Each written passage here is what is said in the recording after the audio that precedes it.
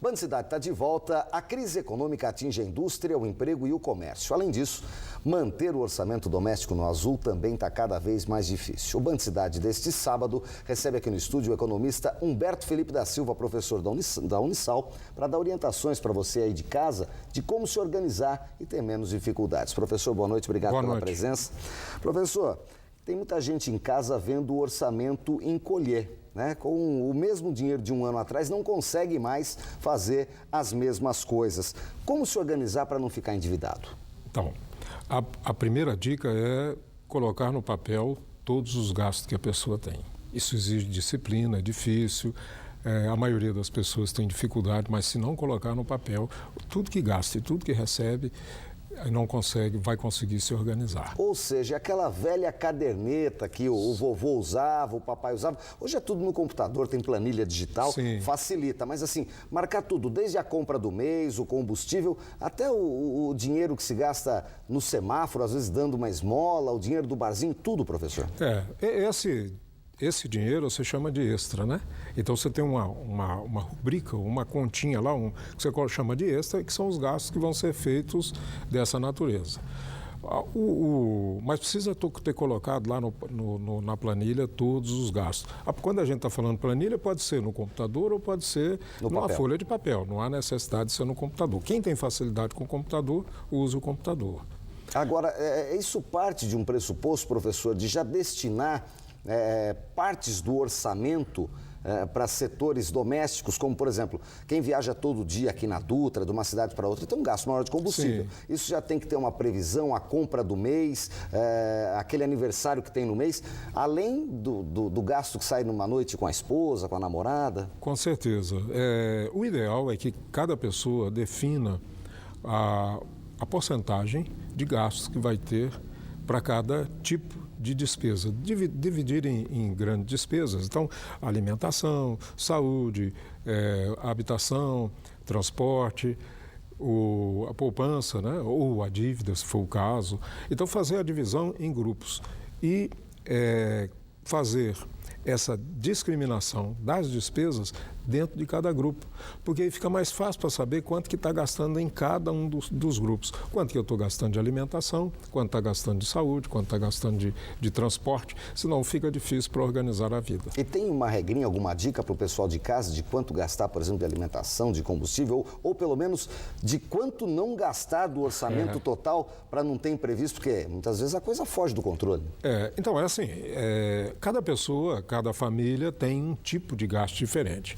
Mas, regra geral, o que se recomenda é que são valores aproximados, né? Em torno de 30% de habitação, em torno de 20% de alimentação, o transporte aí de 7% a 10%, a saúde também 10%, poupança 10%.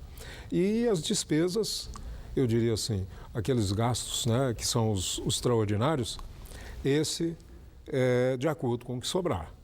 Sempre tem que ser considerado. O gasto extraordinário é com o que sobrou. Porque se não tiver, não gaste. Entendi. Então, assim, tem que ter geralmente uma reservinha, sim, né, para gastos extraordinários e tem que tomar muito cuidado com isso. Sim. Porque senão chegar no final do mês não fecha a conta. Não fecha. Aliás, o que acontece muito é isso, né? Não considerar esses gastos extras. Os gastos grandes, eles são mais fáceis, porque a pessoa já sabe, eu tenho que gastar tanto de aluguel, eu tenho que gastar tanto de supermercado, mas os gastos pequenos, eles costumam estourar a conta. Sem dúvida. Agora, muitas vezes aparece um imprevisto no mês, pode ser uma doença, pode ser, enfim, um gasto extraordinário que não é de R$50, uma coisa maior, e a pessoa muitas vezes precisa de um dinheiro extra. O que falar para o pessoal que está em casa? Cheque especial, cartão de crédito, dinheiro que é descontado direto no contra-cheque, consignado. Qual que é a melhor saída nessa hora? Então, a pior dívida que existe é do cartão de crédito. Foge dele. Cartão de crédito. A segunda pior, que é terrível também. Ou seja, aliás, foge do cartão de crédito é não entrar no rotativo. O cartão de crédito é uma boa, né? Mas não pode deixar virar uma bola de neve. Isso. O cartão de crédito ele é interessante ser usado para você fazer a compra, registrar o que comprou para pagar no fim do mês. Porque tem que tomar cuidado para não extrapolar o orçamento e comprar mais do que tem e aí não de pagar renda, a fatura e não toda. pagar a fatura. Porque se não pagar a fatura, só para você ter ideia, se a pessoa ficar sem pagar a fatura e ela pagar 10% do valor, ela vai ficar devendo aí 15, 20, desculpe, 20 também não, mas ela vai ficar aí 5, 8, 10%, dependendo do cartão. Então, primeiro fugir da dívida com o cartão. Primeiro fugir do cartão. O segundo é fugir da dívida do cheque especial, né? O melhor é o consignado, que é o que é descontado em folha, né? E o outro é ir ao banco e conversar com o gerente e conseguir lá um empréstimo, aí no caso da necessidade, conseguir um empréstimo pessoal. Ou seja, conversar ainda é o melhor negócio. Ah, sim, com certeza, não tem dúvida sobre isso. Sempre é importante conversar. Olha, são dicas importantíssimas para você aí de casa. A gente só tem que agradecer ao professor Humberto Felipe da Silva, da Unisal de Lorena, que gentilmente nos atendeu nesse sábado para trazer dicas para você de casa. Professor, muito obrigado. Até uma próxima oportunidade. As ordens, sempre que precisar, fique à vontade. Muito obrigado. A gente segue com o Band Cidade, agora com o esporte. A Copa Band Dyer Colinas Shopping de tênis conta com participantes de várias idades que buscam as emoções de uma competição de alto nível. Para os atletas mais novos, é a possibilidade de evoluir no esporte em busca de se tornar um tenista profissional. O jogo tem hora para começar, mas para acabar...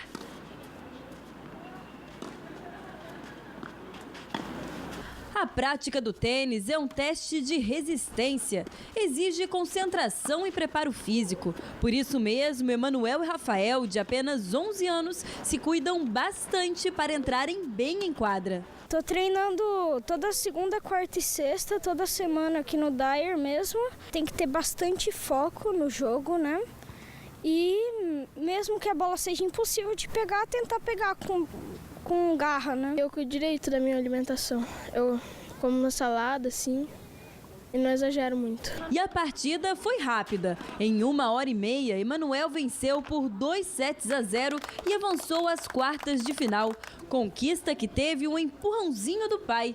Ele não resistiu e no meio do jogo deu uns conselhos pro garoto. Quando ele entrou, eu falei, filho, usufrua, curte o jogo. Acho que em primeiro lugar eu quero isso, que seja algo, que seja uma experiência legal para ele, em primeiro lugar. Para muitos jogadores, principalmente os mais novos, que sonham em ser profissionais e representar o país em grandes campeonatos, a Copa Band Dyer Colinas Shopping é uma oportunidade de entrar nesse mundo de competições e sentir como é estar em um torneio, onde cada partida é definitiva. Seria um sonho realizado, né? Poder jogar com jogadores famosos na Roland Garros.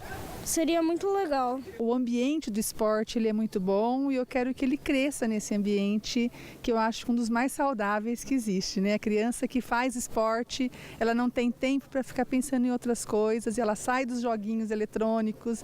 Eu acho que tem muita coisa positiva no esporte. Já Wilton e Luiz são mais experientes, praticam tênis há 6 anos e encaram com tranquilidade o fato de serem amadores. Mas isso não significa que eles entram em quadra somente por diversão. A disputa foi intensa, com muita disposição dos tenistas. Melhor para Luiz, que venceu por 2-0. O ano passado eu não joguei, esse ano eu voltei. Aí tem chances aí. Se eu jogar mais soltinho aí, mais relaxado, tem chance de chegar. Tá confiante? Tem que estar, né? Tênis, se não estiver confiante, não adianta nem entrar na quadra. Ele joga muito bem, entendeu? Então, quando você perde para uma pessoa que ele joga muito melhor do que você, então não é uma decepção. Decepção, eu acho que é quando você joga com um jogador que você vê que ele tem um nível um pouco inferior e você acaba perdendo. No caso de hoje, não. Ele jogou muito bem e joga muito melhor, então ele mereceu ganhar. Todos os jogos deste sábado foram válidos pelas oitavas de final. No domingo, serão disputadas as quartas. Na próxima semana, acontecem os jogos que definem os campeões nas 11 categorias do torneio. E a cada ano, o evento ganha mais espaço no cenário esportivo regional. Quem sabe não sai daqui um grande tenista para o circuito mundial. A academia conta aí com quase 600 alunos na formação dessas crianças, não só como jogadores, mas formá-los também como pessoas melhores. E esses torneios são para realmente testá-los e já ir ficando de olho aí, quem sabe aparece um novo campeão aí como o nosso Guga, né? Boa sorte aos atletas. Futebol. A primeira edição da Copa Band Vale de Futebol Master começou neste sábado. 12 equipes entraram em campo pela abertura da primeira fase. Em Caçapava, o Jardim São José venceu o Grêmio Tipês de Pindamonhangaba por 4-3. No Litoral Norte, a seleção de Ubatuba venceu o Atlético Nacional, 1-0. Já em São José dos Campos aconteceram 4 jogos. Santa Cruz 2, Atlético Mineiro 1, Vila Tesouro 2, Paysandu 1, Damasco 0, Santa Rita 0 e Seleção de Monteiro Lobato e Aliança também ficaram no 0-0. As equipes voltam a campo no próximo sábado, dia 18. Pelo Campeonato Paulista da 2ª Divisão, o Mantiqueira perdeu na tarde de hoje para o Grêmio Mauaense, 2-1 no estádio Dario Rodrigues Leite. Com a derrota, a equipe de Guaratinguetá segue em 5º lugar no Grupo 4, com 9 pontos. A Laranja do Vale volta a campo no dia 18. Fora de casa, onde enfrenta a Portuguesa Santista.